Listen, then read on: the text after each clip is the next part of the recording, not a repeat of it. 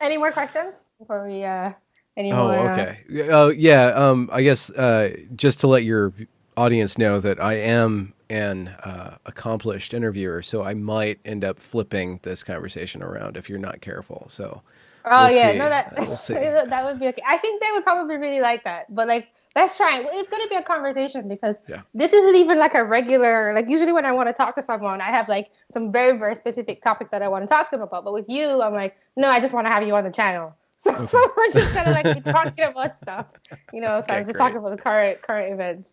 Yeah. Yeah. Yeah. There's a lot of them. They're happening all over the place concurrently. I know everything seems to be really really speed up. Okay, so let me get started then. Okay. Let's get professional. I yeah yeah. I'm gonna go. I do the whole intro right now. Okay. I'm ready. Oh my God, what am I doing? Bring it on. Hi everybody, welcome to Just Thinking Out Loud. I'm Desi-Rae. I am talking to Benjamin Boyce, who's probably a favorite person of yours. I have been interviewed by him twice Yeah. so far, and I decided that it is now time to have him on my channel, and so for me to be the one who interviews him, I'm gonna let him give his professional interviewer introduction in a second, which I'm sure he has snuck away up his sleeve somewhere. We'll see. Okay. And we're going to be talking just about what is going on in the culture wars. There's Yeah. so much to say, and we both, follow these topics really, really closely. So, hi, Benjamin Boyce. Why don't you introduce yourself to the audience? Some of them may not know you. Okay. Hey Desiree, thank you for having me on. Yeah, we spoke, I believe it was in 2018, if I recall correctly. And my content has developed since then, as has yours. You make stellar stuff. And I reached out to you. We spoke, and then I think we spoke again last year because there were things to talk about in 2020, if you can imagine that. And for some reason, I slowly grew on you enough that you're like, well, maybe I can have him on my show now. So we'll Yeah, see if I'm an additive or a subtractive influence to your numbers. But I'm yeah, I sure. create videos on the YouTube and podcasts. Mostly a really lot of interviews and then some cultural commentary that's nowhere near as polished as yours, Desiree. Yes, but for the first of all, Benjamin's content is very good. I recently listened to your interview with the dad who's protesting Yeah. the puberty stuff, which is something that I covered a couple years ago, and you were covering at the same time too. Were kind of focusing on that kind of content at the time. Hmm. Hmm. That stuff just seems crazy, and this is something that I actually was gonna talk about, so it's okay that we just jump into it because I remembered I just recently Hmm. was on your channel watching that stuff. I didn't know this, but 2 years ago, apparently, there was some story about some female MMA fighter having her like Ronda skull Rowdy crushed. No, no, not Ronda was the Rousey. one.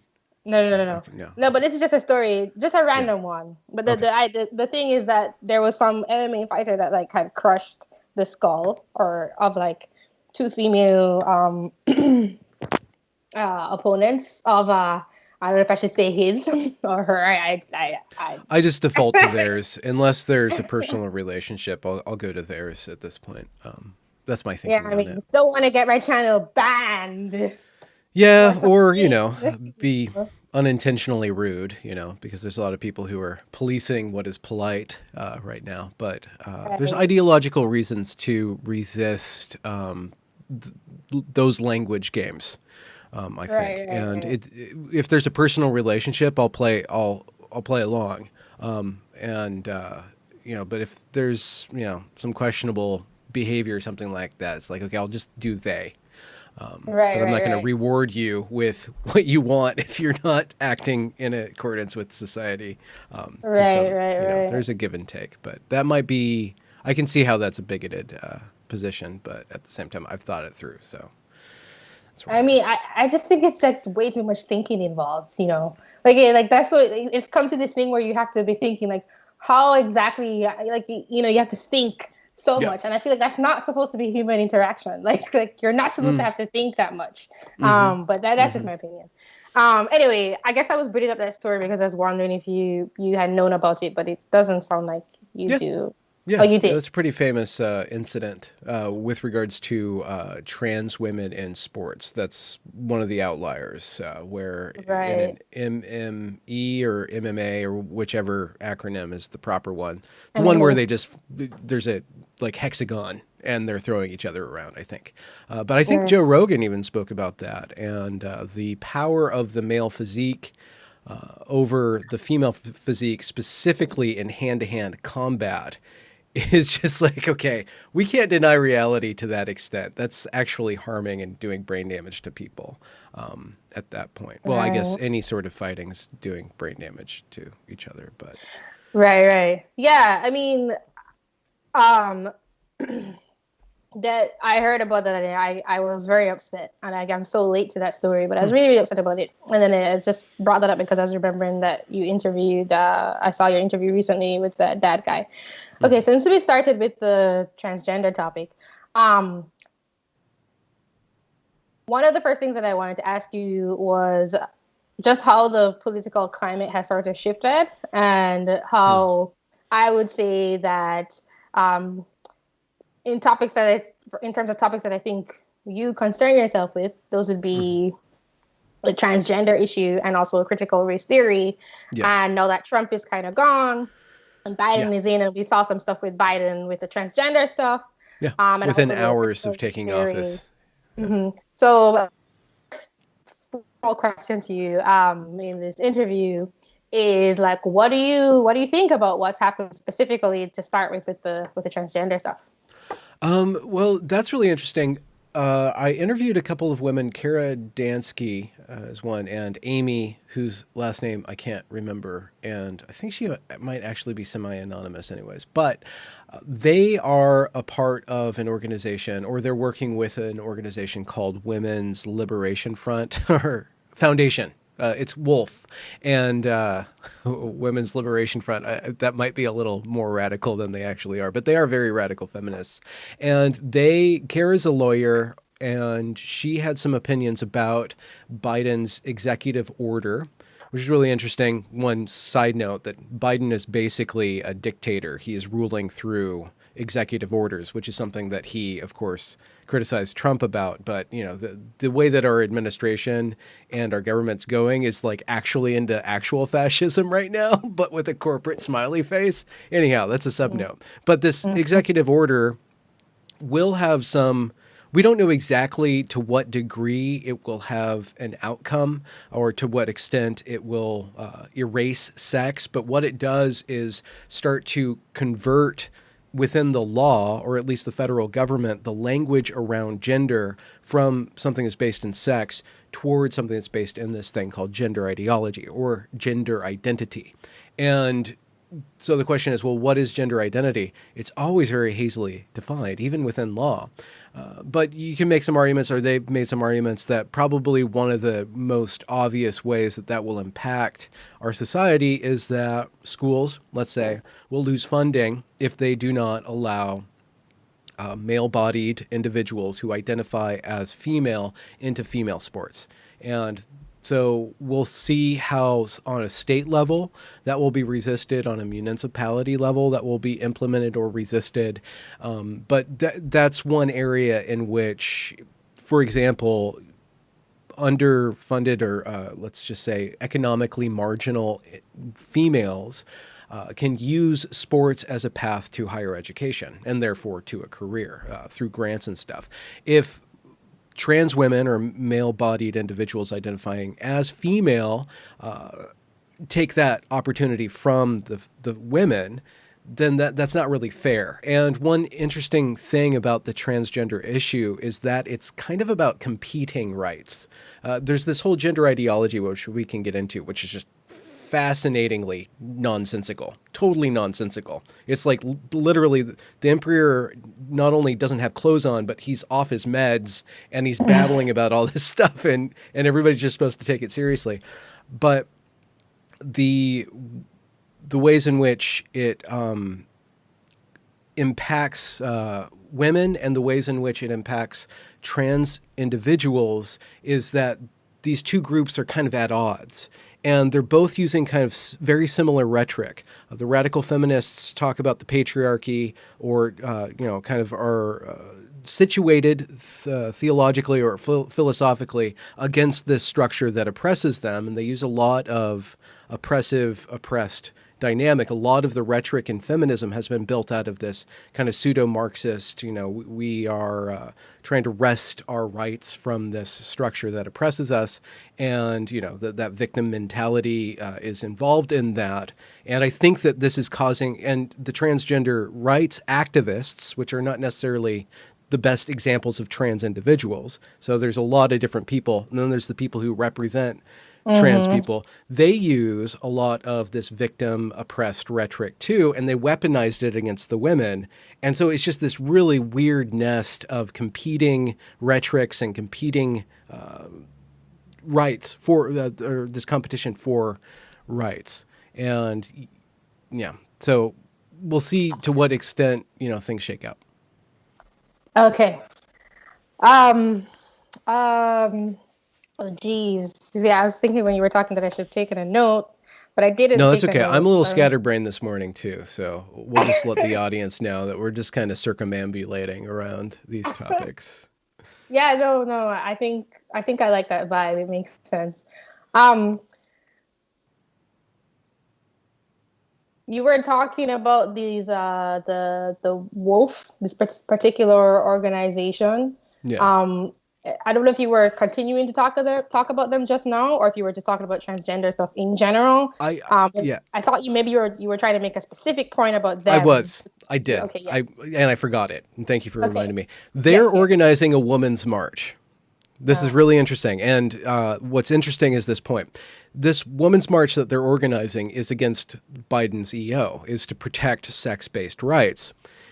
4 years ago, after Trump, got elected, this women's march happened in city after city after city and was completely promoted by the mainstream media. This other march that's actually for women's rights and protecting women is not covered at all. It's totally swept under the rug. It doesn't suit the grand narrative. And that is what I see in this particular climate that we're in right now, is that the media is now a obviously functioning propaganda arm of the government, or of whatever interests are, getting their way through the government. And in this transgender, or in this gender ideology or this push for gender identity, it's very obvious that, which side the media and the government is on this issue, because they are suppressing voices. Twitter is actively suppressing voices. They actively suppressed the hashtag Biden erases women that popped up, and it kind of got so much attention that they started to editorialize what this was about, and their language over the course of the day changed on how they were defining what this Biden erases women thing was, and it was asymmetrical. Like the women were marginalized, and the trans rights activists, or the narrative about the trans individual, is the supreme narrative, because they are the supreme victim now, and that's how the story operates, and that's how the morality operates. And you can watch women actually being erased while they're saying that they're being erased in this thing. So it's really fascinating. That's kind of like the overall kind of what I see right now writ large. Like that one incident will be shown to exist within critical race theory or any of these other economic social issues, will be that the mainstream media, the corporate tech giants, will be on the side of the government, and the government, whoever the government is actually serving. And it's this big, really incestuous wheel. It's very obvious right now. Yeah. In my last newsletter, I don't think I really actually I did mention it on the channel. Newsletter, I was talking about how Trump being banned is literally old news. But I feel like that was such a huge moment in like the censorship drama, like, that it's a big deal what happened, and now it's like, who cares? It's just something that I don't know. It's just like what is important to the political sphere and the cultural sphere, it just seems to change so quickly. I guess the Yeah. themes remain the same, Yeah. but everything just seems to be just ramping up. Just like the dial just keeps turning and Yeah. turning, Yeah. and we're like in like a constant state of shock. I think it's reached the point of like amusement. Like everything is so absurd. That's how Yeah. it feels to me sometimes. I'm like, I shouldn't be laughing because this is actually really, really serious. Like I'm explaining how I feel, but like this is so absurd. It's kind of funny. Like how is this real? How is this happening? Like we were just talking about the women being silenced, and like they are. Yeah. It's like you can talk about it and it's like you see it happening in front of your eyes. So Yeah. do you want to talk a bit about like censorship basically? You don't have to talk about the Trump thing in particular, but that.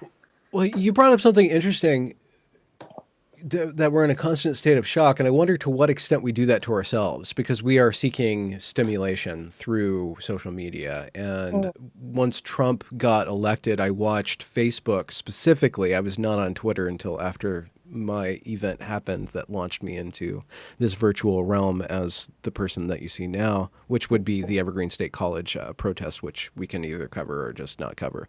But when Trump got elected, I saw in the build up to Trump getting elected, I saw the entire face of my social media change into and become politicized, and everybody became politicized.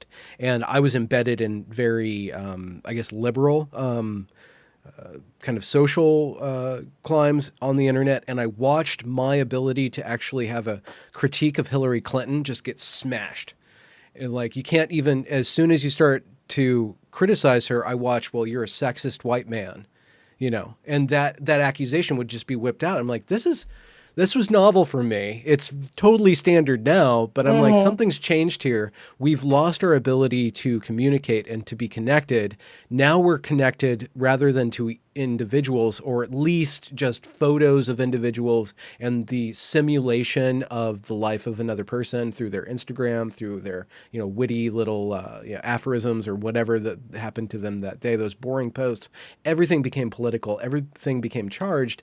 And the community, the fabric of community that was being replicated in Facebook, I don't know about Twitter, but at that time in Facebook, it just got corrupted, and it became something about everything was a fight.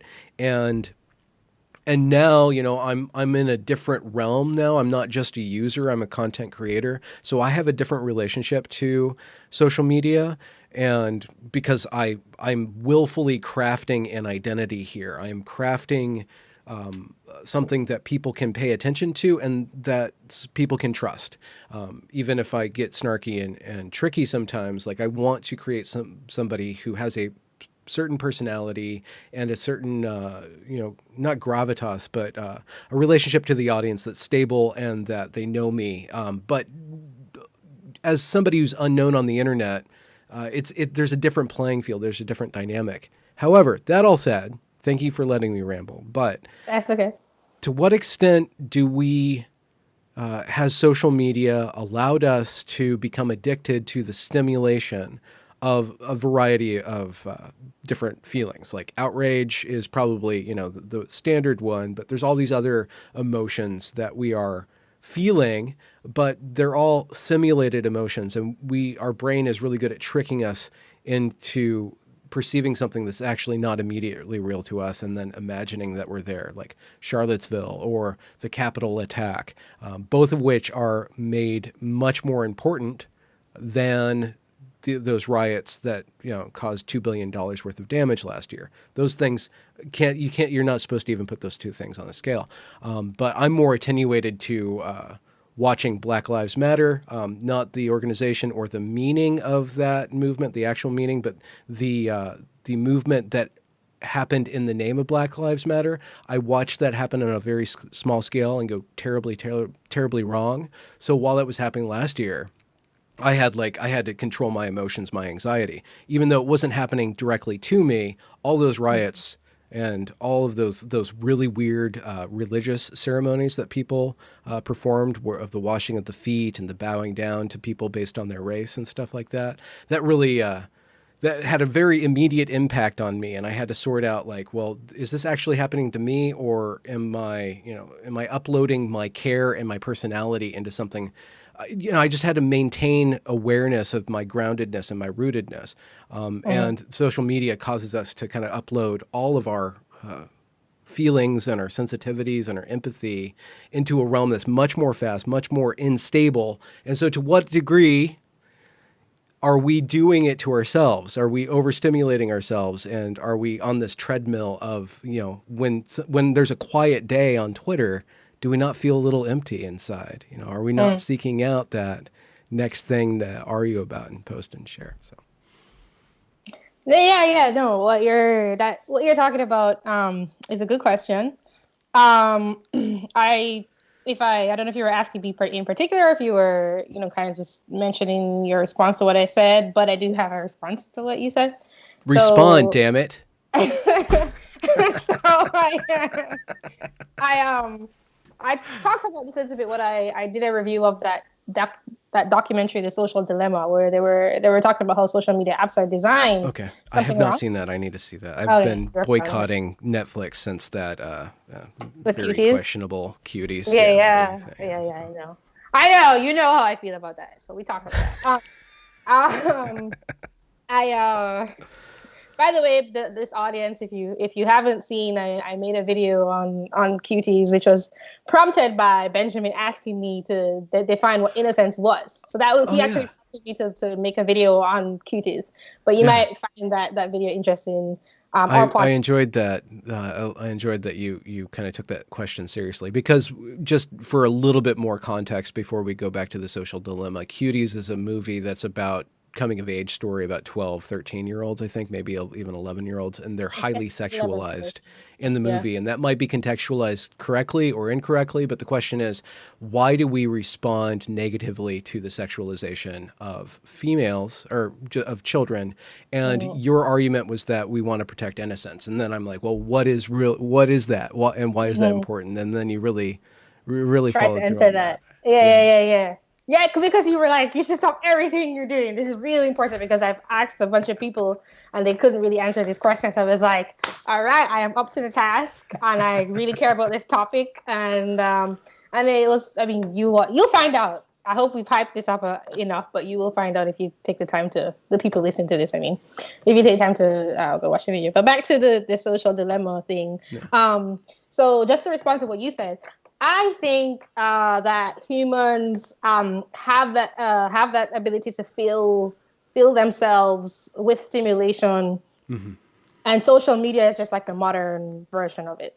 Yeah. So I get that social media has like certain triggers that it's like it can do it to you more so than I guess whatever existed in the past. Like I don't know what people might heroin or cocaine maybe. Yeah, or other stuff like go picking a fight at school, or something that gives you like a rush, or if it's in terms of validation, social validation, like telling off your grandpa on Thanksgiving dinner or something. Like there's little ways that people can feel holes inside themselves, basically, metaphorically, not or actual physical art. Okay. Yeah. I thought don't touch that. By that. I don't know. Not physically, but anyway. Not that kind of show, unless this is being uploaded to OnlyFans. Because you didn't tell me about that. Because I can go put my bathrobe on. We can make this really sexy if you want. I'm not coming on to you. All right. I'm just running with the idea. Okay. Okay. All right. I wanted the audience to be aware of that. I highly respect you. Thank you. Likewise. But anyways, I think I've responded to what you're saying in terms of the we're seeking stimulation. Yeah. Right. And something else I wanted to say, that in terms of are we doing it to ourselves? I also think it's a bit of a self-fulfilling prophecy. So something that I had to actually calm myself down about, like similar to what you were talking about in terms of your anxiety with the BLM stuff in the summer, is after the Trump to Biden presidency switch happened, and then they started making these lists of people, the Democrats, and they're still doing it, but when it just started, because I've been like neck deep, like again metaphorically speaking, in reading the Gulag Archipelago. Yes. What chapter are So, you on right now? well, I'm in volume 2, so Okay. I'm halfway through. So I've done halfway through. It's taken way longer than I thought it would, but I actually think I'm going to finish it. And Good work. so I'm seeing all of this happening, and like, obviously the parallels are there, and like, I do honestly think that like it's like a soft version of that happening, but at Yeah. the same time, I have to tell myself like, Yeah. even though I can see these patterns, like we're not there. So it's like you do have to Yeah. like calm yourself down. And the thing Yeah. about these threats that are out there is that there's a kernel of truth in like what people are afraid of, including the people that I don't like on the left, who like see white supremacy, everywhere. But it's Yeah. like there is a kernel of truth there. You have to like get your mind to like be in reality, even though you may be aware of where things could go in the negative direction. So I just Yes. wanted to say, like, I also have to do Yeah. that. Yeah. You're And kind of aware of what's wrong. Yeah. on the flip side, so if I am if I give myself over to my anxiety or my anger, either of those things, I think joy is a little bit safer because there's not a lot of things that'll keep you joyful, but there's tons that'll keep you in an agitated state. So I need to keep myself grounded because I will otherwise I'm either manipulated by my emotions themselves or other people will see that. And in the wake of the Capitol event, my worry, which has kind of come true, is that would be used, that one moment would be used to completely shift the optics around government and entrench an entire phalanx of power brokers in the government. And that one event would be used by the Democrats, but whoever's behind them, I think that there's facades within facades, and I don't mean that in a conspiratorial sense, even though I do mean that, and there is some sort of something behind the scenes that's going on there. But so I'm very resistant to even have an opinion on the Capitol attack that's not skeptical of any. I'm very skeptical of what actually happened because of what it's going to be used to do now.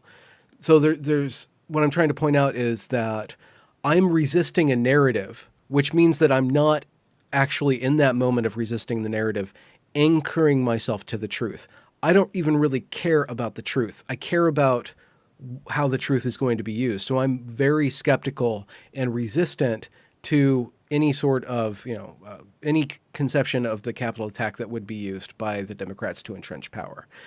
Right. At the same time, I'm very skeptical, highly skeptical of the ways in which people behaved in 2020 and the Democratic leadership within Seattle and Portland and Olympia. And that's where I am. I'm on the Washington, Oregon pipeline, watching those cities be taken over, watching the leadership become very, very weak and just allow these mobs to rule the streets and to destroy people's property.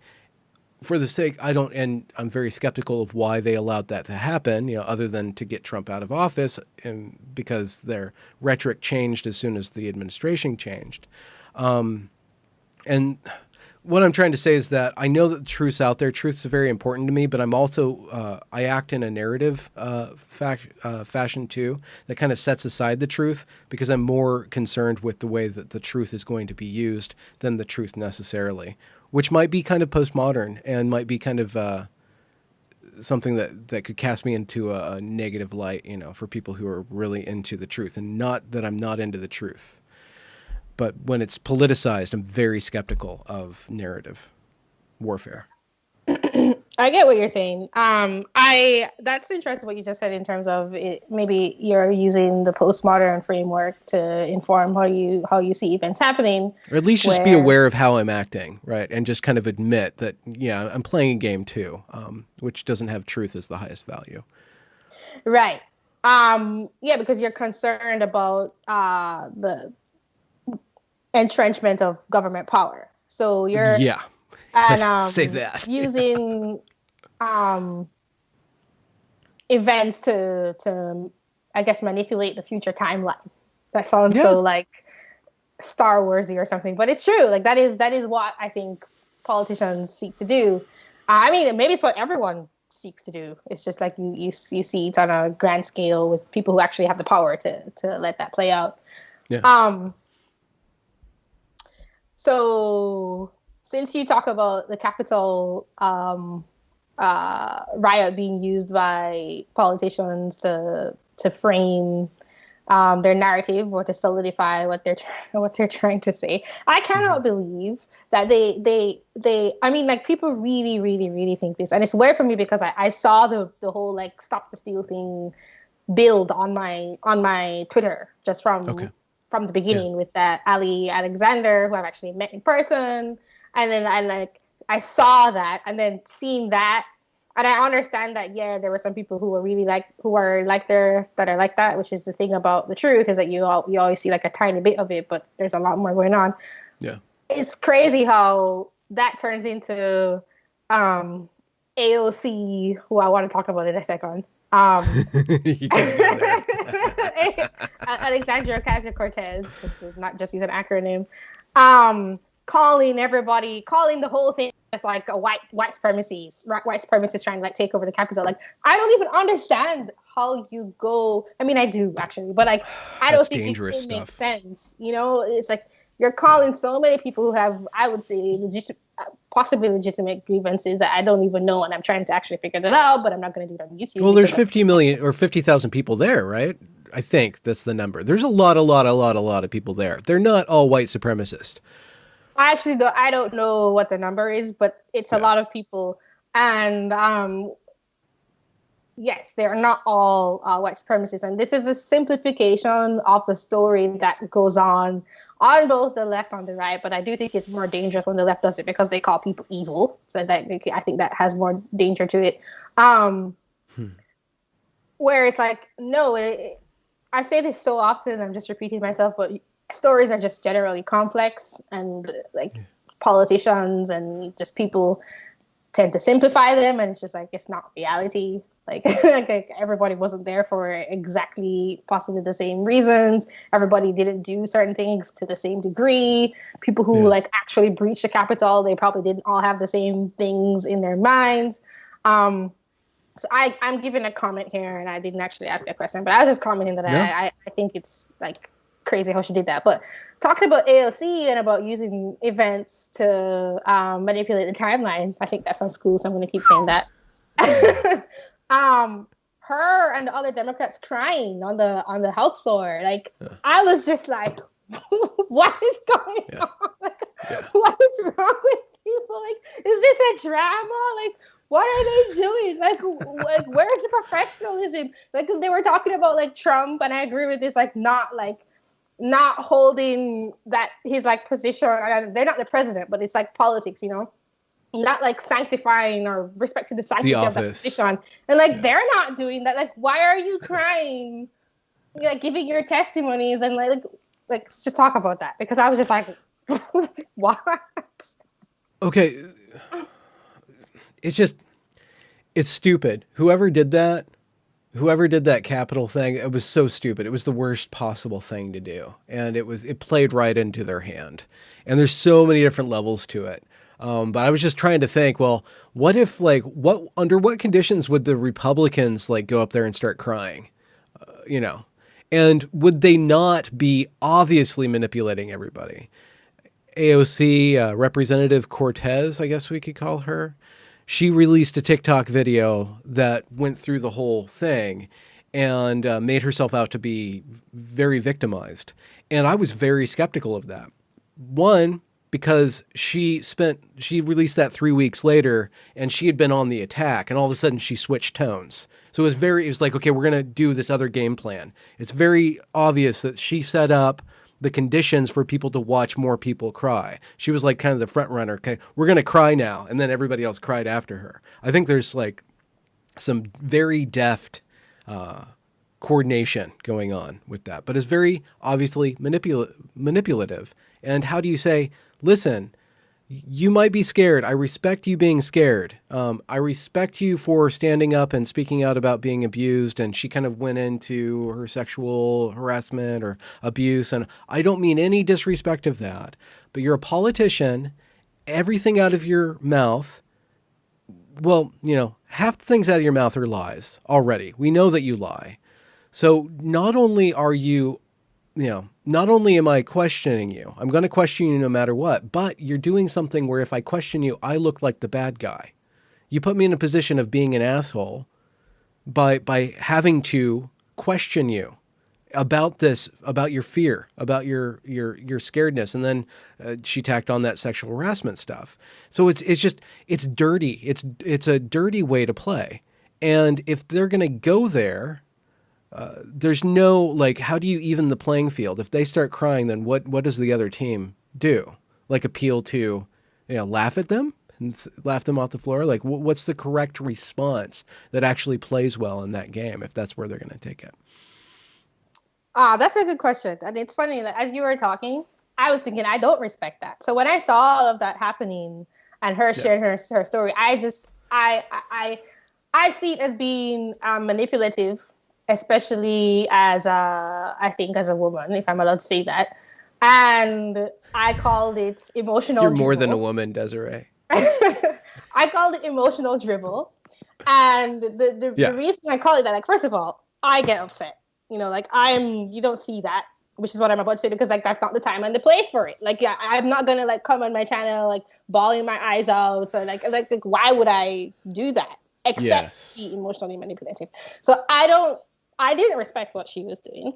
Obviously I care about people who undergo trauma, but like I just don't think that is the time and the place for those things to happen. She's using her office and her emotions. Very pointedly. Right. And I don't see it as anything but being emotional, if that makes sense. I'm sorry, being manipulative. I don't just see it as her expressing herself or anything. And it's like the underhanded fighting tactics that I think, again, as a woman, it just like really, really, really turns me off because I understand it. Like I understand like where it's coming from. I'm like, no. So, but to answer your question in terms of how do you respond to that, I think. Well, you shared your response, which I respect. I just. My optics are a little different because I'm a man, right? So the game is rigged against me with that particular move. Well, actually, what I was about to say is like I'm just thinking on the spot here, like how to respond to that is maybe like it's so annoying how you have to resort to this stuff. I would say have a woman respond to her, and say like this isn't like we're not going to like if you. Let me think about like if I were in that position and AOC or whoever where they were, and I forget her name, I can't pronounce that. Yeah, her. We're crying on the floor. Really, anytime politicians do that, I would say thank you for sharing. I'm thinking of what I would say. I'd probably say thank you for sharing your testimony.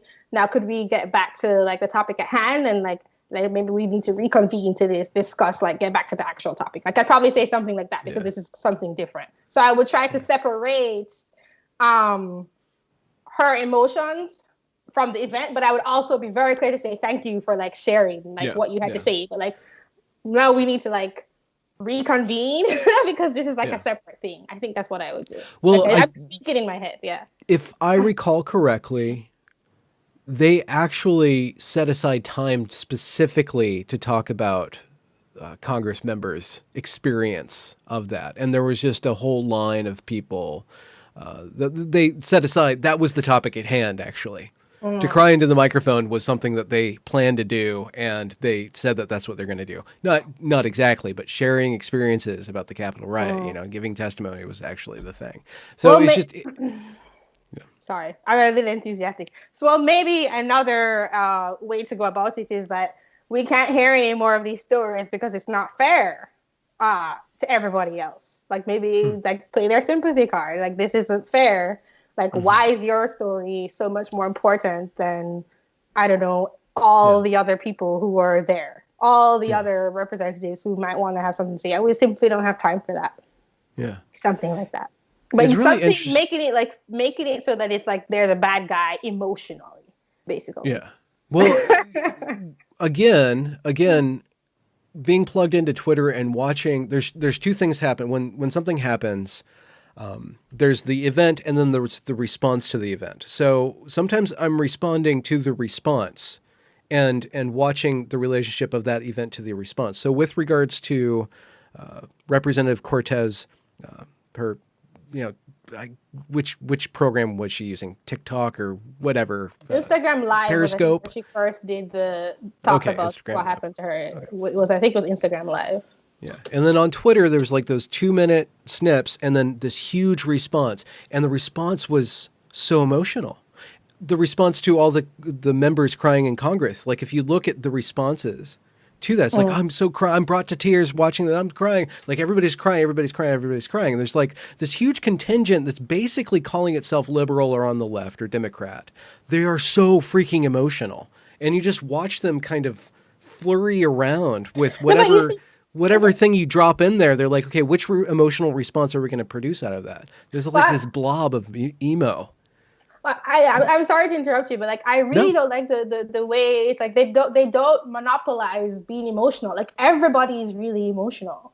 That's like a part of being human. Like we Okay. all have really, really, really deep emotions. And there's this thing that the left does where it's like because they're the only ones that try to make their decisions based on it, it's like they behave as if they're the only people who have like really deep feelings, and it's like it's not true. No, it's really really interesting. Like Yeah. there's so much of this rhetoric is like we're hurt. Yes. We really care about the people who are hurting, but it's like Yeah. everybody cares. Everybody feels these things. Mm. You know, like it's not just like the political left. And I almost Yeah. don't under. I think this is something that I really really want to shift in like the way The behavior. politics are perceived, like the way people are perceived based on whether or not they're on the left or on the right. Like everyone has very, very deep emotions and like empathy and caring about others. And that's something that I really want to change somehow. Because it's not. You pointed to something that's very apropos to this about where are you going to put your emotions when you are, and again, we're playing a different game than the normies, like people who don't run a channel. You run a channel and you take it seriously. So this is kind of a business for you. It's a business for me. So our relationship to our online presence is a little different than normies or people who just do it as not a part of their job. But there's a, among those people, among normies and people like us, we know that to perform an emotion, to express an emotion, okay, let's say, to put an emotion into a video or an audio or a tweet changes it from what it actually is. It goes from something that I'm feeling into something that I'm performing. And it gets detached from that moment of me feeling it, and it goes out in the world, becomes an expression that people respond to. It starts pinging around. I think we respect, to a certain extent, our own emotions. So when there's certain things that I do not like talking about, I do not like talking about somebody's death. I do not like talking about violence. Or even sexual harassment, let's say. I try because I deeply respect trauma, pain, and the passing of people away. So in the wake of, let's say, the George Floyd incident of his death, and I didn't want to respond to that because I wanted to respect his death, his passing. And yet the response to that event, I had to respond to, because it was taking something that I had personally experienced at the Evergreen State College. That George Floyd initiated the complete sea change in our entire culture. So, with regards to how you present yourself online, you don't want to cry on camera. Maybe if I'm really, really good and we're in an interview, I can get you to relax enough and provide you like the correct safe space to actually express some emotions. But it would have to be under very contextual things where you are sure that you're not manipulating, you're just being authentic. But every time, if you're not aware of it, every time we emote on the internet, we are being manipulative. Whether we like it or not, we are changing the timeline. So there are certain things that I want to keep out of the timeline. right? My emotionality. And even over the course of my YouTube career, I dabble in outrage. I take a topic and then I rant about it. And I'm always like, did you need to have that kind of emotion? I don't like when I see myself being angry or like being lectury, you know. I mean, it kind of reminds me of my dad, and I didn't like being lectured by him. So there's that going on. But like, I want to present, if there's emotions that I want to share, there's a certain palette of emotions. And I want to take the negative emotions and keep them to a minimum, because I think ultimately they make me look weak. Unless it's snark, I think that there's a way to be snarky and mirthful that's authentic, that I don't mind like having like attached to me, right? Right. But you brought that up, and I think that's very responsible of you to withhold emotions, because you know your position as somebody who's Right. I mean, I do. That's really interesting. So I try to be present when I'm like, yeah. making a video. So that does require like my emotions. But yeah, I do withhold. I think I've made like 2 videos out of like 150 where I've been like angry. So that's very, very little. And What people were really liked them. Yeah, I know people like it. People always like it, but it's like that's not really what I'm trying to do.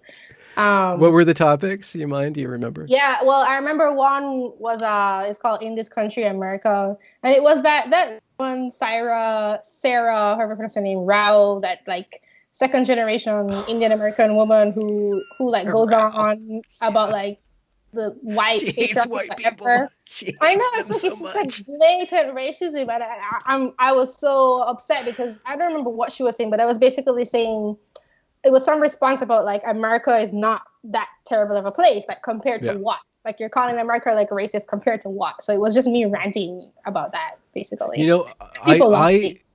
I I made fun of her a lot, and she didn't block me until I asked her to just take 1 week off without using the word white, and see if she could get through that. I kind of called out her shtick, and she blocked me right away. But as long as I was participating in the anger that she's stirring up, she wouldn't block me. She actually, it's the game. She's playing a game.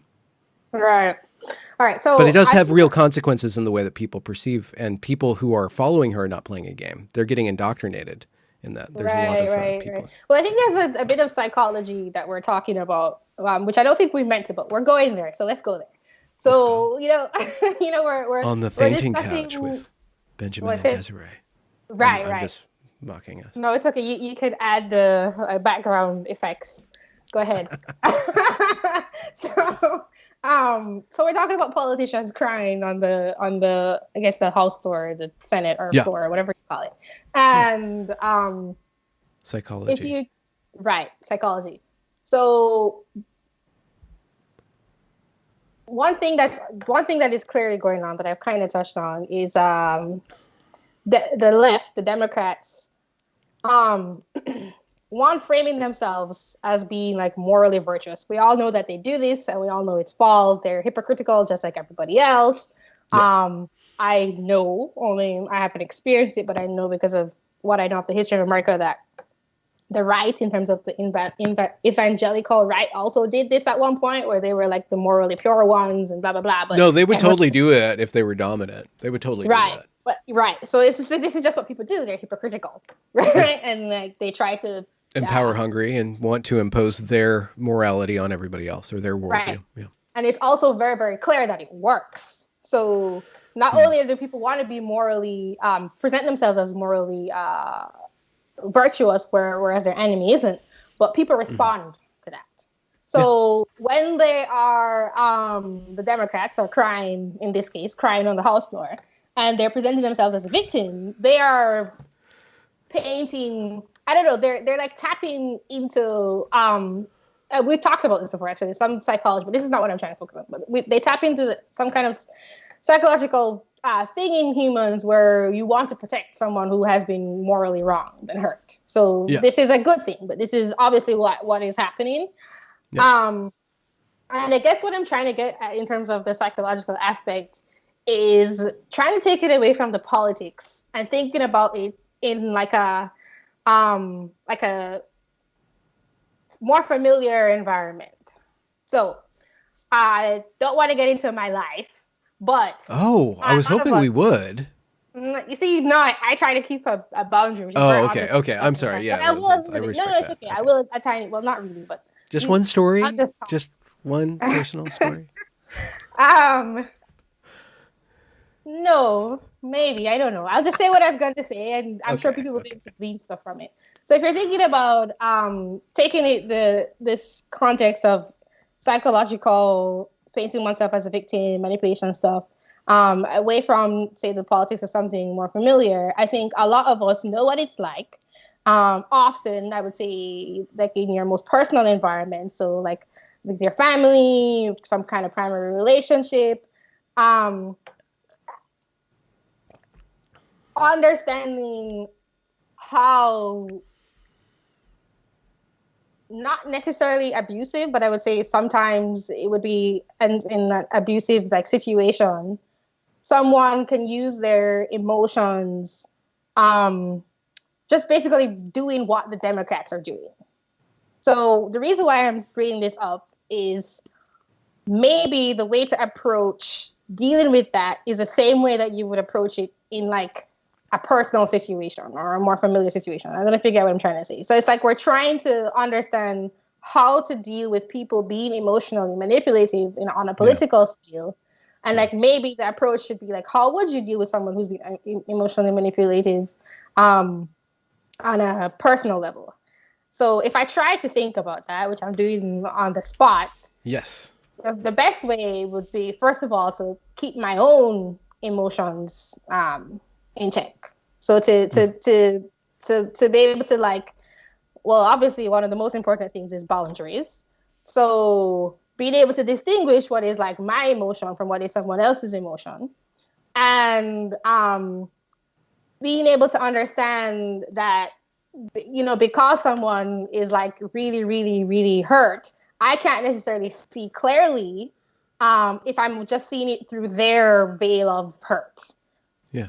And so I guess what I'm trying to say is if I were in some situation where someone was trying to like emotionally manipulate me, I would need to be very aware of my own emotions and be able to regulate them, which would happen by trying to actively take care of my emotions, independent of respond to whatever I need when like an emotion comes up. Like say if I'm sad, then maybe I need to go like journal, or maybe I need to like be taking care of myself physically or something like that. And then I also need to be able to separate like what is like my emotions from what is someone else's emotions, because like you need that boundary, I think, in order to see reality clearly. Something that I Hmm. tried to point out when I was on Twitter the other day, and it was a little bit in direct relation to what AOC and them were doing, but I tried to generalize it to not just focus on that thing, was Yeah.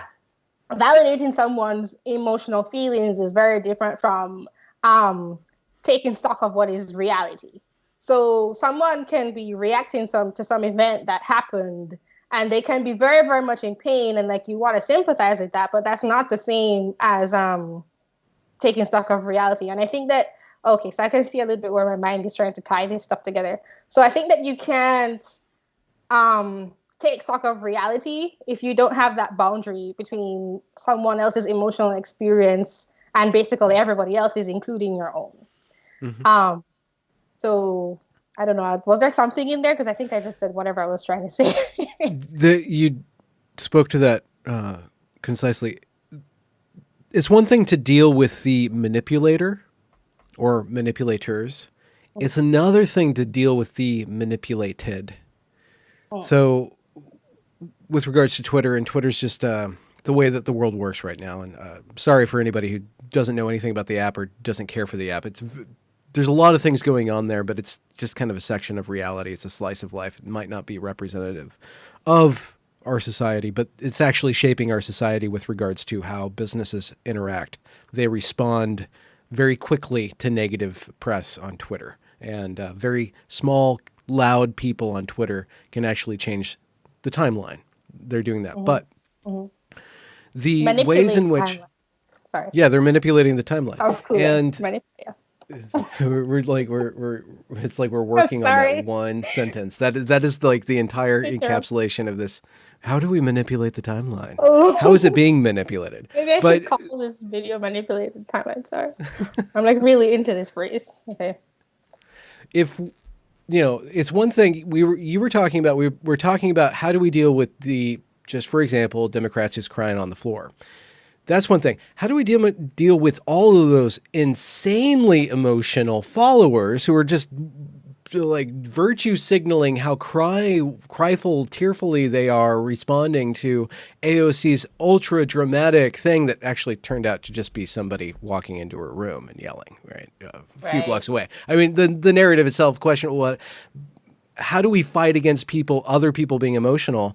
And the only thing to do is just model being not emotional and not get emotional about it, right? Is to kind of see it and marvel at it. It's a weird thing about Twitter. Some really asinine or insane statement will get hundreds of thousands of likes. And you're like, how do so many people agree with this? How can so many people think that a woman is not a woman, right? Or anything like that. So you have to really play the long game with the manipulated, I think. What do you think? I think I didn't agree with what part of what you said, because you said Good. don't get emotional. I don't think you should not get emotional about it. I Okay. think what I'm trying to say, because I do think people's feelings should be validated. Oh. But which is what I'm trying to say, but like it's like distinguishing between that and like reality. So that I think that so I guess what I'm doing right now as I'm talking is Yeah. trying to come up with a method to Yeah. deal with this stuff based off of how you would deal with it personally, and then trying to scale it. Maybe that's not possible, but this is like me trying to come up with some kind of approach to this stuff. So I think it's okay to get emotional about it, but to Be an also adult. be very clear, huh? But No, be an adult right, about but it. be an adult by being very clear about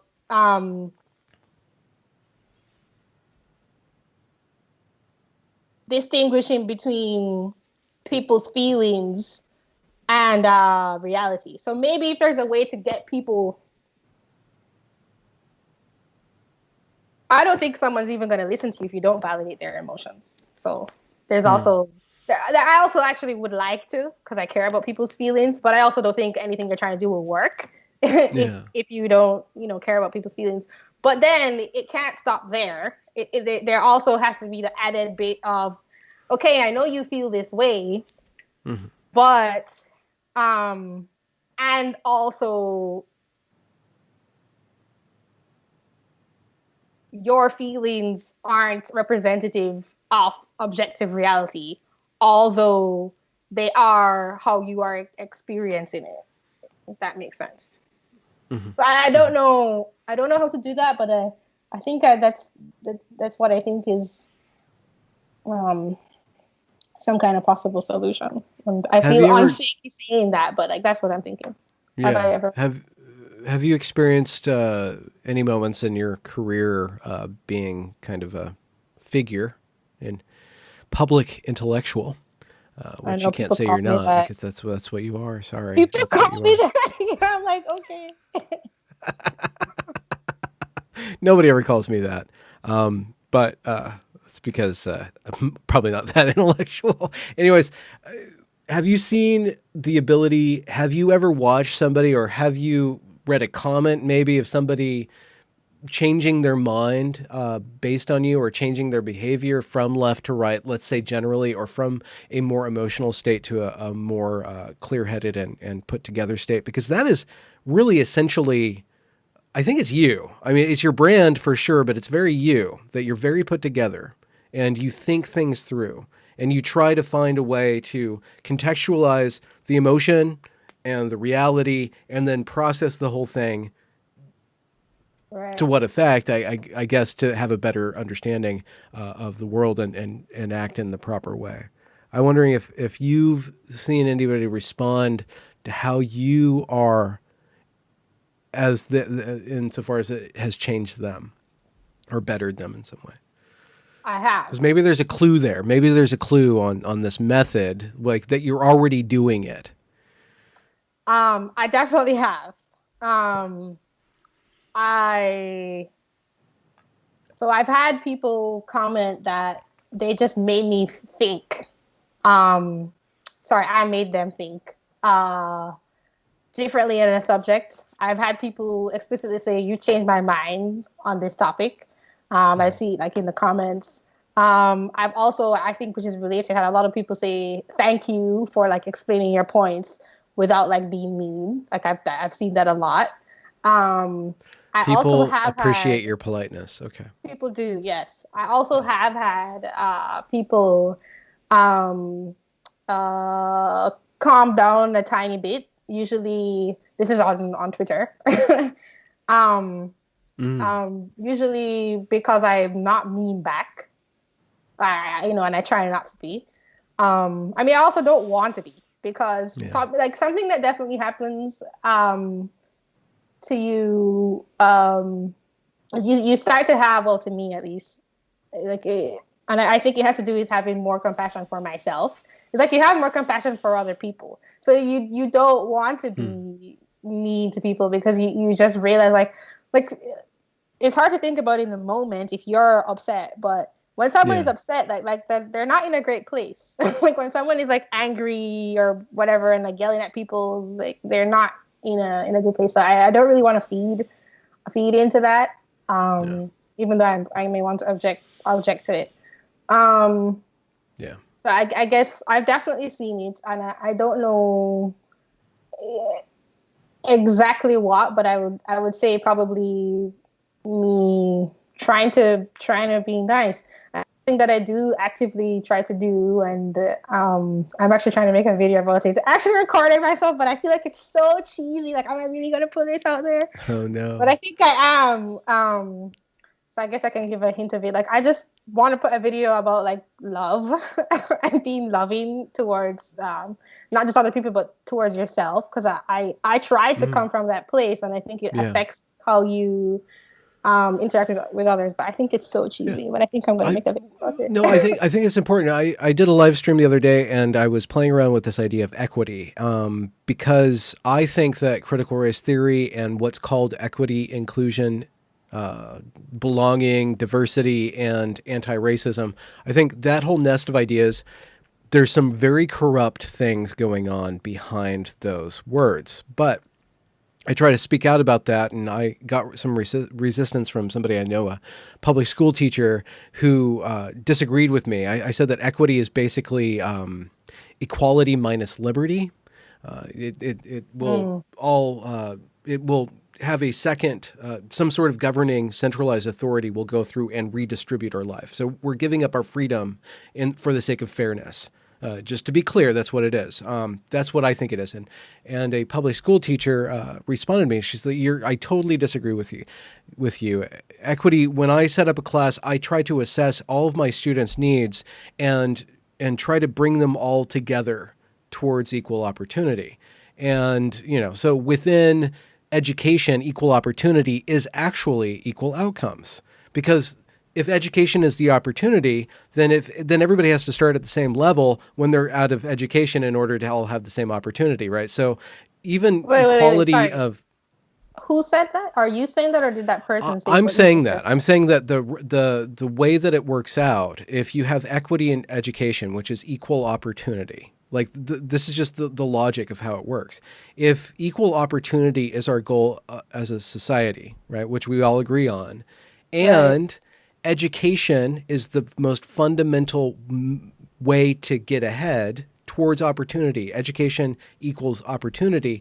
Therefore, equality of outcome within education is equality of opportunity in the real world, right? So the value of equal opportunity within education is to bring everybody up to the same speed.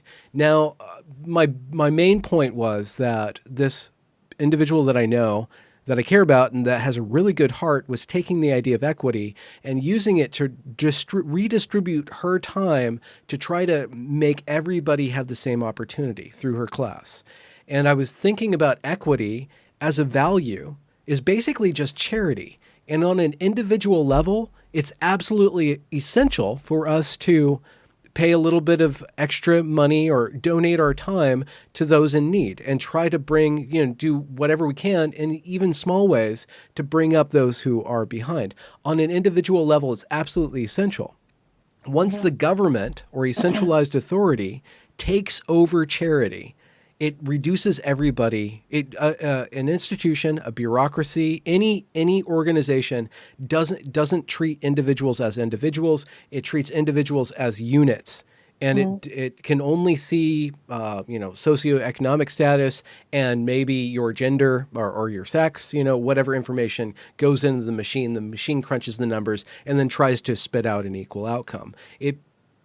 The ideal of equity, the ideal of even communism, works really well on the individual and the family unit, but it doesn't scale up. Like so many of these great ideas that the left is possessed with, charity, compassion, they're really good when they're rooted in time and place and when they're human-sized. When they get out of the realm of the human-sized into the realm of the organization or the state, they become tremendous monsters, tremendous destructive monsters.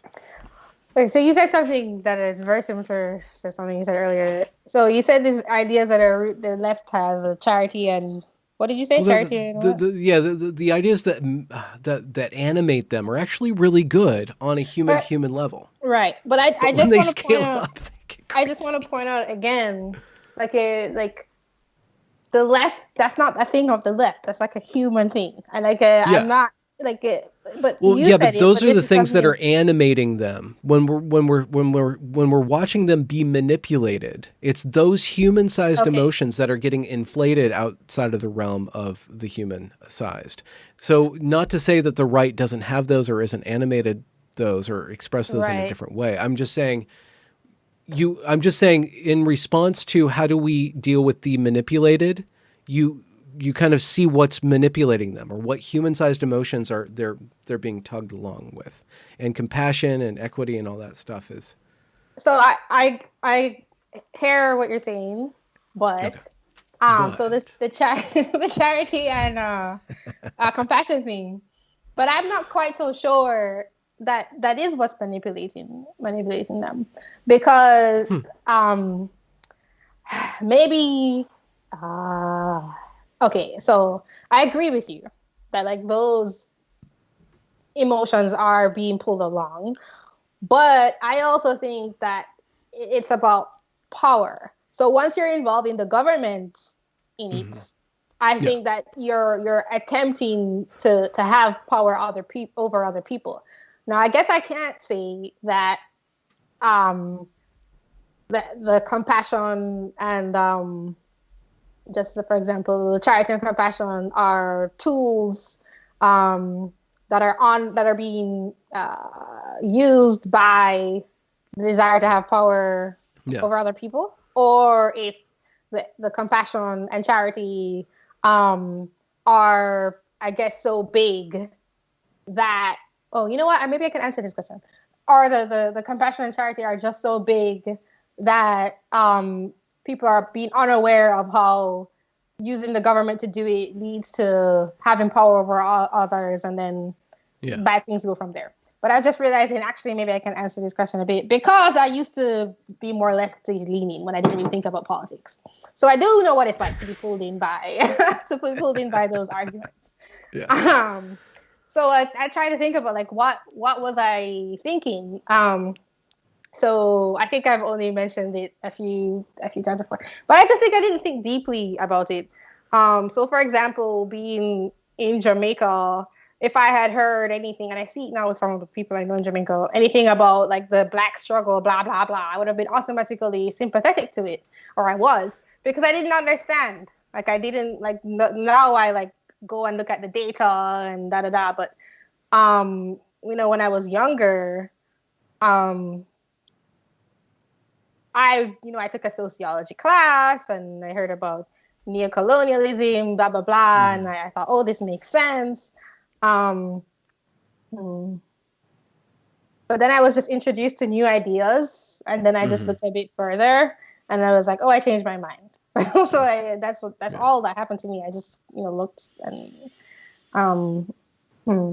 I think it's important if we're talking about, you made a distinction between the people who are being manipulated by their emotions and then the people who are manipulating the emotions in order to gain power. And so it's the responsibility of the governed to govern themselves, or else they will be governed. And by that, I Mm. mean, it's the responsibility of the individuals within the populace to have the tools of, let's just say, critical thinking, whatever that actually means, but the ability to weigh things, to see how they want to be manipulated, to see their own wants, to think through things more, to be well informed, and then equipped with the ability to actually process information, more or less. When we lose a populace that's in that sense educated, then we have a populace that can be controlled, can be governed in ways that we don't necessarily want to be governed ourselves, because we want to think for ourselves. And so Right. our job is to forestall the mass of the manipulated from getting so big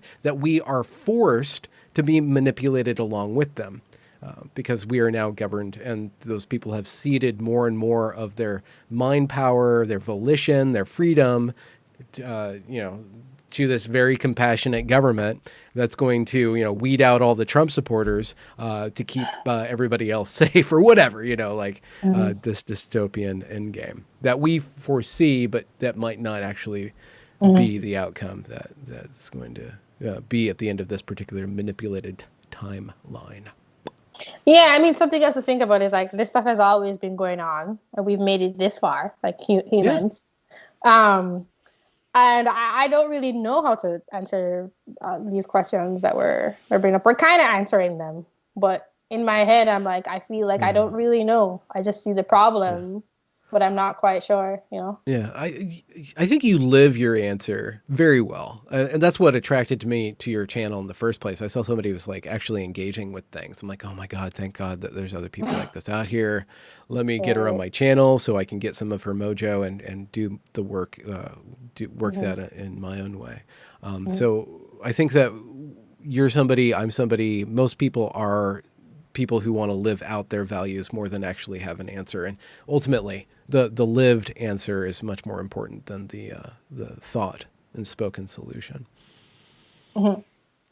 Okay, well, that makes me feel better. So that's good. Okay. So I just feel like we just talks a lot. Let Yeah. me see. Did we put a bow on it? I think we put a bow on it. Yeah, I mean, I'm not. Yeah, like I said, it feels like it's just discussion, but discussion is helpful, and I'm sure people will find value because they somehow seem to always find value when I'm just like, we're just talking or I'm thinking about myself. But people Yeah. people find value in it, so I'm sure there's something Yeah. there. I hope we sensationalized them, tantalized them, and educated them and entertained them. I think a little bit of everything in the spice rack of sensations. I hope we dashed upon them. Yeah, there's something. I guess it's about an hour. But I was thinking of asking you about specifically. I Oh, mean, we kind of talked about it. Yeah, just it is something we're obviously talked about. But where do you see the critical race theory stuff going? Like, how do you think this is all gonna pan out? Wow, you're like yeah. scratching your head. You're thinking about. Oh, Gonna have to it's answer. not looking good, but we'll see. So I made this tweet, and it's not very backed up. It's this particular statement that I'm going to share is just based on my impression as somebody who watched critical race theory take over a very small campus and completely destroy the community, completely destroy the actual goals of the education. And then I went on and I watched these ideas take over community after community, and then I watched them come about in 2020 and take over the entire nation. And I'm not going to say that things are really, really bad. I disagree with these ideas, and they ultimately are counter to the founding principles of our nation, which is that we judge people as individuals, and the individual is enshrined. The individual has rights more than the identity has rights. Actually, if we want to play equity games, we should probably do it along class lines, and we're not. We're doing it along racial lines, and that's going to lead to some very bad outcomes. It's not going to actually serve the marginalized communities, but it will serve to alienate all these different communities from one another. Anyways, so My statement is that between 2014, 2015, and 2019, before lockdown, school after school after school experienced some sort of unrest. Some college after college after college had like some uprising, and these students all gave demands. And if you look at the demands after college, they all sound the same. They use the same words. They're like boilerplate. It's like something's going on here. They're all playing through on a script. I'm not saying that it's all intentional or somebody's doing it intentionally. There's an emergent phenomenon that's replicated itself in a very particular form. Now, what's happening concurrently in the wake of the 2020 fiasco is that municipality after municipality, corporation after corporation, institution after institution is enshrining these diversity statements. And it's different depending on what institution, but they're all enshrining these diversity statements. They are in institution after institution. Individuals are being graded or, being asked, do you believe in this stuff to get hired? You have to believe in equity, diversity, and inclusion. So it is being pushed out. There's this ideology that's being pushed out across the nation and beyond our nation. I don't know to what extent people are going to believe in it and adhere to it, but it is here now. And I don't feel like to really get into this, we need to, talk about what critical race theory is. I'm not the best person to talk about that. I have people on my show that talk about that in more in depth. But I've seen the outcome of how human beings operate when they start paying attention more and more to the color of their skin, paying attention more and more to the identity, and then starting to divvy up people based on these identities into these categories of privileged and oppressed, and then seeking to reverse that privilege and oppression. And you can never get to equal. You can never get to equal. But once you stack the cards, you can totally flip things over. And I don't want things flipping over. So I know that there's a lot of work to do with regards to race relations in the United States, but it really, really has to do with individuals speaking to each other, people sharing food, people sharing culture, people being people, and finding a common cause again. And I think that there's something within the movement of critical race theory that despises our country, that actively tries to paint the entire history of the United States of one, not of overcoming oppression, but of perpetuating oppression. And once that becomes our national story, we will have no reason to be a nation anymore. Once that becomes the way that we think about our country, there will be no more United States. And that's a terrible outcome. We have too much responsibility in the world. We have too much responsibility to each other, and we have too much work to do, both to, actually get things done and then to invent new things, to get sidelined with this racial issue. And critical race theory, it's being pushed out.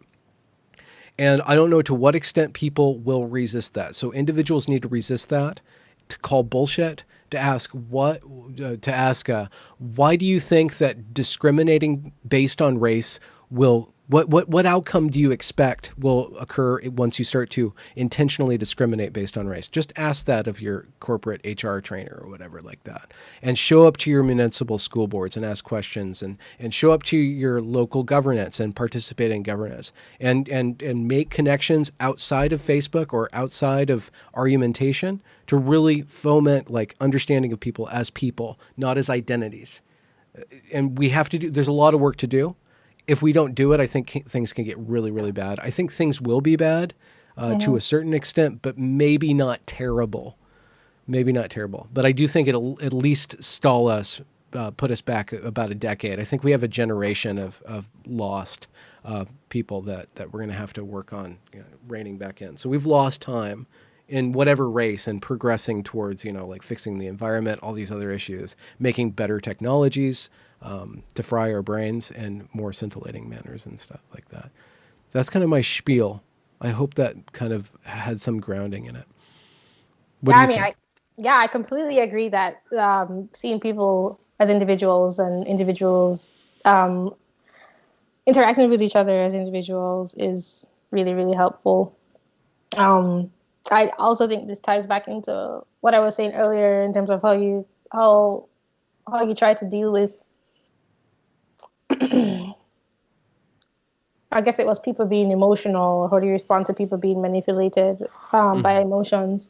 And thinking about how I myself had changed, the individual versus their identity, I think ties into what I was saying about finding out more information. And I think it has to do with understanding that reality is complex.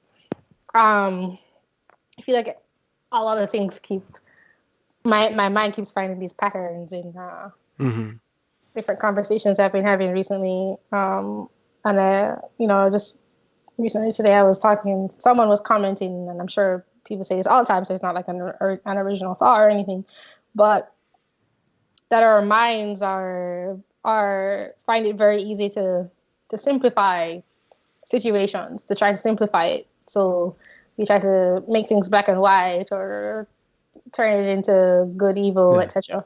And the same thing that you're talking about with individuals. And I think what made me change my mind about a lot of lefty things, including, I think, so a lot of people don't know. I think I'm going to say it because I've never said this. A lot of people don't know this Personal about me. story. Not really, just a personal fact. I Okay. don't eat meat. I hate Oh. I don't call myself vegan because I hate that term, but I eat vegan and I've been in it for like 3 years, and it is completely for ethical reasons. And I don't talk about it because I just hate the moralizing with a lot of this stuff. Um, but but what is it that allows me, as someone who cares deeply about a topic, to not go around like evangelizing the hell out of everyone? Because I'm like that about a lot of things in my life. That's not the only thing. Um, I think it's because, and to try and tie it, to make the connection between what I was saying before, I used to care a lot about like the environment. I mean, I still do. But I used to like cry about this stuff. I was like, oh my Oh. God. No, I'm a very emotional person. Like I'm an artist. And this confuses people because they're like, oh, what do you think the way you think? Right? And because I care, and I think that like people should care more, and like I worry about it, but I just realize that things are really, really complex. And like I also think that you can't force people to like, first of all, you can't like rush development. It's like Yeah. a process, but so I also mean like emotional development and intellectual development. But to just try to tie up what I'm saying, I think the solution to a lot of this is getting people. I sound so American, and I said getting instead of getting people. Getting Hold people. on to your heritage. Yeah. No, the whiteness is seeping into you. Well, it really, they'll call it twanging in Jamaica. But like the moment I talk to any Jamaicans, my accent comes right back. But like, yeah, anyway. So getting people to see complexity. And I don't know how you do that, but I Yeah. think it has, like, a lot of this stuff has to do with getting people to see complexity rather than simplifying narratives. Yeah. And the individual thing, seeing people as individuals, just specifically in terms Yeah. of the critical race theory stuff, is Yeah, I think important.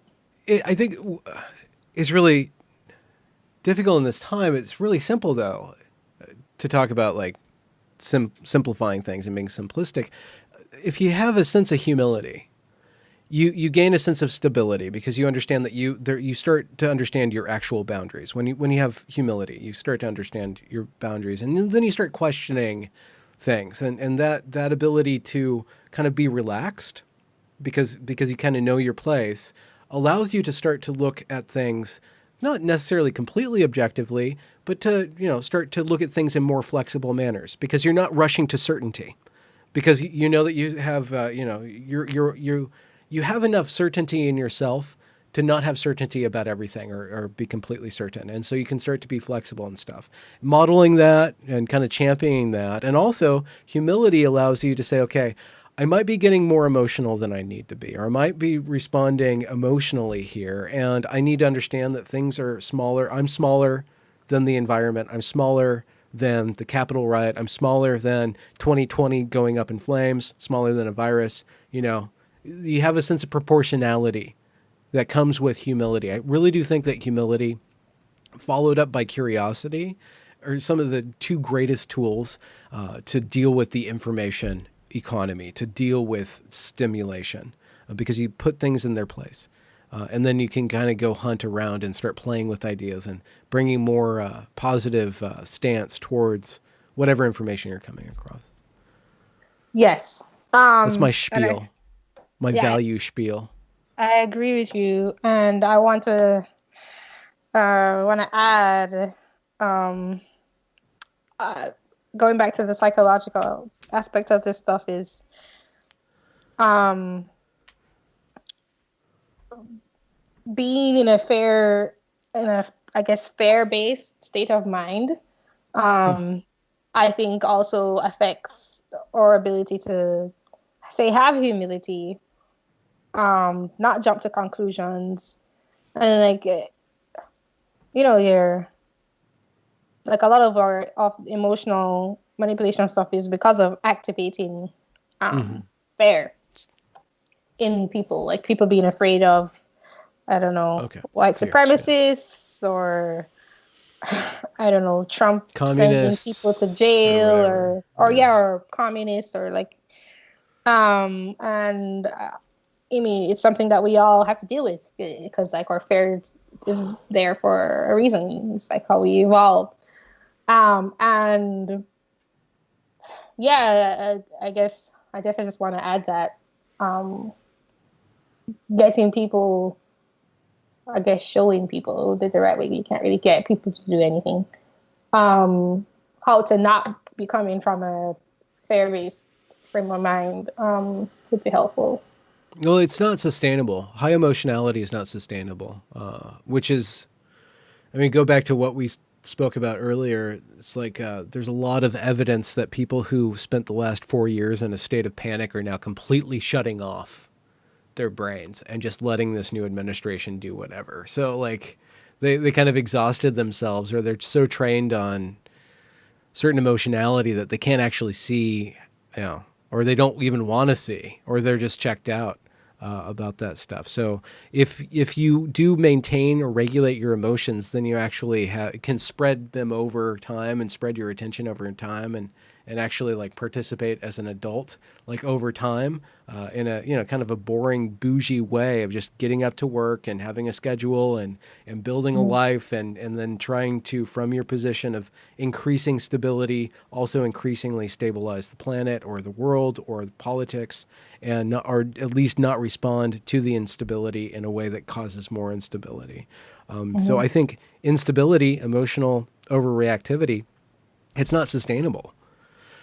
So I get exhausted by it. And then I feel dirty when I act that way too. Every once in a while, I will allow myself to get angry about. Usually, it's about children being their bodies being sculpted for the sake of identity. That kind of triggers me a little bit. But usually, I try not to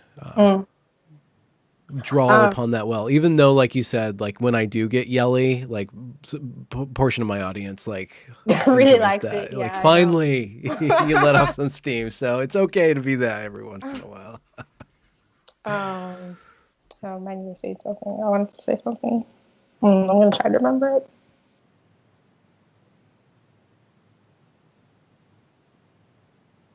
Damn. I wanted to say something. Oh, I can't remember.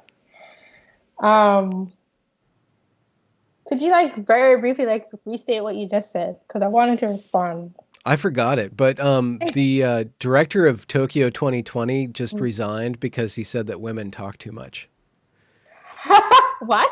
Really? Yeah, this like 80-year-old Japanese guy, the head of the Tokyo 2020 Olympics, which I guess they're 2021 or whatever. He Yeah. resigned because this teenage girl, this 22-year-old Japanese girl, they're all Japanese, and this 22-year-old Japanese girl like made this petition about how sexist that statement was, that women talk too much.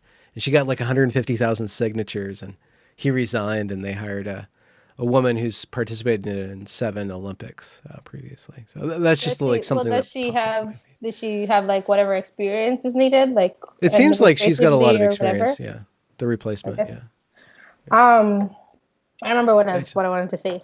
okay, there we go. Maybe you did that on purpose. You got reminded to get distracted, so that it came to me. So you mentioned something about being clear, um, seeing clearly, or not being able to see clearly when you're being emotional, and I just thought that tied back into what we were saying earlier about the Yeah. representatives crying on the House floor and about people.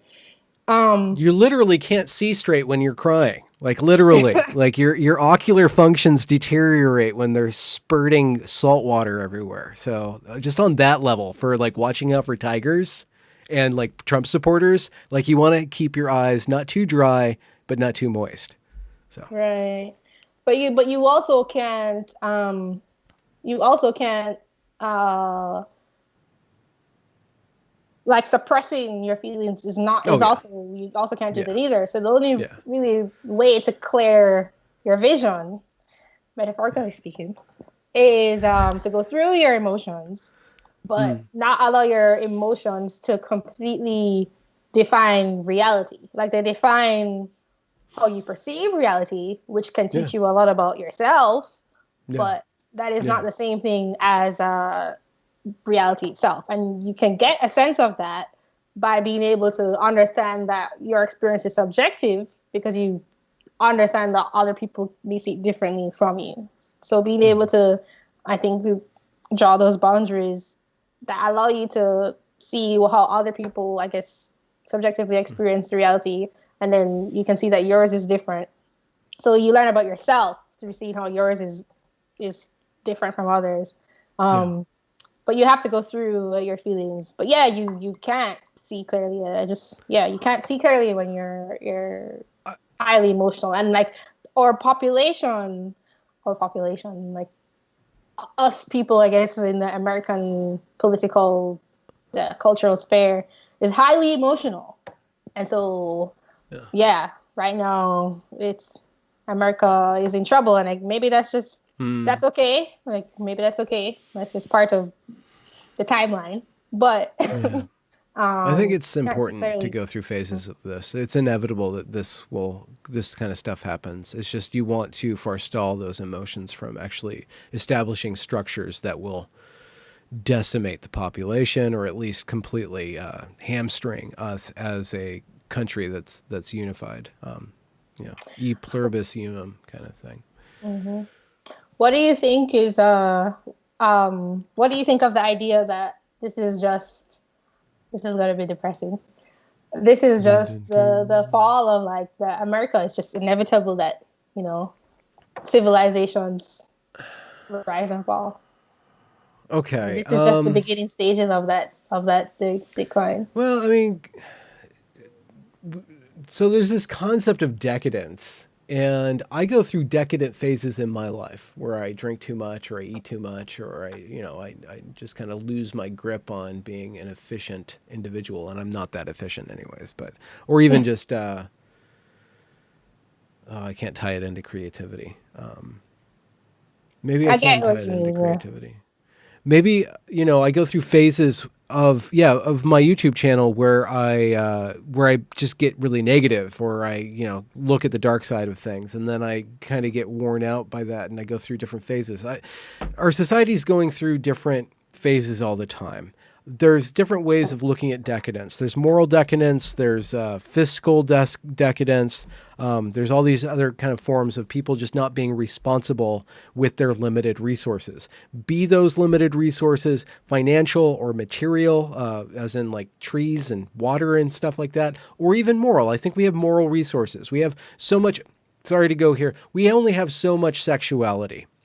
And when we invest that into something that doesn't give us a return on that, then we're kind of wasting that sexuality. And there are things that tempt us to expend our sexuality in ways that are frivolous or are less meaningful. Let's say like on Tinder, or let's say like internet, virtual sexuality, stuff like that. And we can go through phases where we kind of give ourselves over to that. And then if we're really honest with ourselves, we're like, I'm wasting my energy. I'm wasting that part of my life and I'm not getting a return on it by investing it into an individual and into a relationship. And then when I invest that into a relationship, all these other things get unlocked to me, right? And that's just one example of a way in which we go through decadent phases, or even societies. Let's say the Tinder generation goes through such a weird phase of like reducing sex to just hookups. Like individuals within that community have to individually wake up and say, I'm not feeling good, or I'm feeling hollow, or or I'm becoming somebody who's more and more shallow. And like when I had a brief time, a few months of me playing the field, I felt my potency as an individual, not sexual potency, but my actual personality started to get chopped up and put into all these different baskets. And I started losing my ability to have sovereignty because I was sharing myself with too many people, right? So that's just an example of a decadent phase. So I don't know to what extent our society is going through a decadent phase. I think that there's a generational thing where the boomers are going off into the sunset and they're ending it with one last hurrah of fucking over Gen X just one last time, you know, and handing over to the Zoomers like all this weird ideology, stuff like that. And then we have this new generation that's rising, that's trying to figure things out. They're going through a phase of social justice. I think a lot of them are going to say, well, this actually doesn't work. I think people are smarter than the ideology, ultimately. Mm. So is America doomed? I think that there are certain conditions under which there will be some very deep damage. If our institution of law starts to discriminate based on race, right? So our federal government's starting to discriminate based on race. Our legislative government wants to go that way. And then, you know, individual schools and corporations all kind of want to go that way for to be on the right side of history or to a right past sense.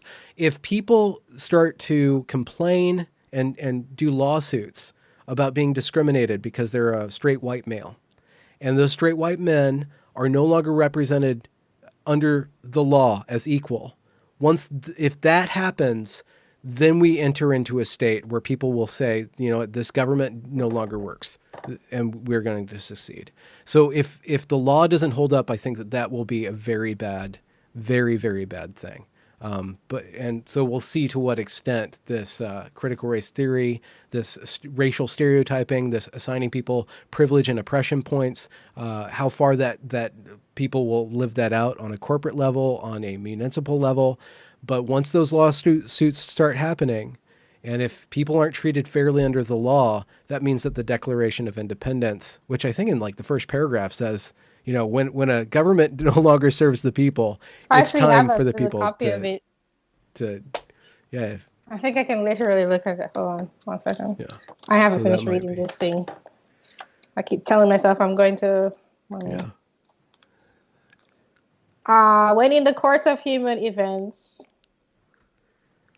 it becomes necessary for one people to dissolve the political bands which have connected them with another, and to assume among the powers of the earth the separate and equal station to which the laws of nature and of nature's God entitle them, a decent respect to the opinions of mankind requires that they should declare the causes which impel them to the separation. That's the first chapter of the It's a divorce. Like our country's founded on a divorce, right? So under certain conditions, that divorce is that clause might be enacted, and we want to avoid that. So what we're talking about is surface cultural, political stuff, manipulation. That stuff's really important to get people to think clearly and stuff. But there will be there is the possibility of actual terrible things happening if these things that we're talking about right now settle into actually discriminating and starting to openly, actively oppress people based on their race in the name of fairness. So this stuff can only go so far before it starts, that backlash that people talk about really does hit in. I don't know to what extent that will actually hit in. And then if it does hit in, I don't know how widespread it is. Again, America is too tied to the global economy. We have too much responsibility with regards to our military to actually fuck around too much. But, you know, a society, we can't afford for our society to fail. Like you can't afford to have a nuclear generator no longer manned because there's unrest in the streets. Like that will actually destroy civilization. We have too much power, right, to play around with it. And we're starting to toy with the guns and losing our connection to how much responsibility we have to ourselves, to each other, and to the world. Yeah. You mentioned that's a good way to, that would be a good place to end, but I'm not ending it. So we're going to have something else. That was a great speech. This is the podcast that never ends. I was thinking let's possibly end on a positive note. I didn't ask you how much time you had. I just assumed you had a bunch, but I didn't actually ask you. I'm thinking of ending in like 10 minutes, but I didn't. Yeah, I didn't. you got me on the weekend, so we're okay. I have two questions to ask you after we wrap up. Okay, that's great. All right, so you mentioned lawsuits, Yeah. and that interview you did with that guy who's doing the signs about children can't consent to Yeah. puberty blockers. Christoph Elston. Yeah. Yeah, I started following him. I Solid think he guy. was saying that. Yeah, yeah. I think he was saying that what happened in the UK was that lawsuits ended up changing things over Yes. there for them. Yes. So Yeah. that what you're saying makes sense. I know that Caroline Borisenko, that's probably how she pronounced her name. Mm-hmm. She was doing showing up for some court thing in New Hampshire. By the way, Yeah. I'm in New Hampshire. Um, I share Oh, that. did you show up to that meeting? No, no, I'm Okay. not. I'm not that Yeah. well. You should have. You should have. I um, think there's one more on Monday. You should definitely show up and speak your piece about that. It's really interesting. I watched 1 hour of that it's on proceeding. Monday. Maybe I'll think about it. I think there's another one on Monday. That's what they said. I can I don't know maybe. if it's open to public comment, but they're doing another one. Oh, okay. Well, we'll see. Maybe. Yeah. But yeah, it wasn't really weird. So you're right, and maybe that's something to hope for. That I think actually that's all I wanted to say. So, I think we've kind of covered everything I wanted So to. we're ending on sue the pants off the motherfuckers. Sorry, I almost Okay. don't want to end Yeah, it on a yeah. cuss word. Okay. Yeah. No, it's okay. Um, what did you want to ask me? What did I want to ask you? Yeah, it's supposed to. Is it okay if it's in the show? I mean, we can always cut it out. But- No, I should ask you off the show. Okay. All right. So Because it's let's about end. another. Yeah, it's Okay. gossip. Actually, I wanted to gossip, but I don't want to do All that. right. That's That's one thing that fine. I. Yeah, my name is Benjamin Boyce, and you can find me on YouTube and on Twitter at Benjamin A Boyce. I also run a podcast called Conversations with the Voice of Reason, with some excellent guests. Desi-Rae among them. Do check them out. Check out my back catalog, and definitely like and subscribe to Desi-Rae if you're not already. She's wonderful and awesome. I concur with everything that Benjamin said, including about himself. And if you would like to support this content, you can do so at justthinkingOutloud.tv Yeah. /support. It would be greatly appreciated so you can have more conversations like these out there in the world. Yeah. So, with regards to media, if you're not paying for it, it's already bought. So definitely support creators that you trust. Do that because the stuff that's out there is being paid, by interests. So definitely back up and lobby the people, the voices, and the ideas that you find important. It goes a long way to change the world in very yeah, small ways. yeah, we're basically, To yeah, manipulate the timeline, please subscribe and donate. to us both. Yeah. All right. No, this is your channel. Don't donate. All the money goes to you this time. No, I think I can say to both of us. But thank you, everyone. And I always end with I hope you have a good day. And I hope you found this conversation really enlightening and maybe fun because there was a lot of quirky comments in there and laughter. Oh yeah, banter, banter Okay, abounds. bye. Bye. All right, you can go All ahead right. and ask.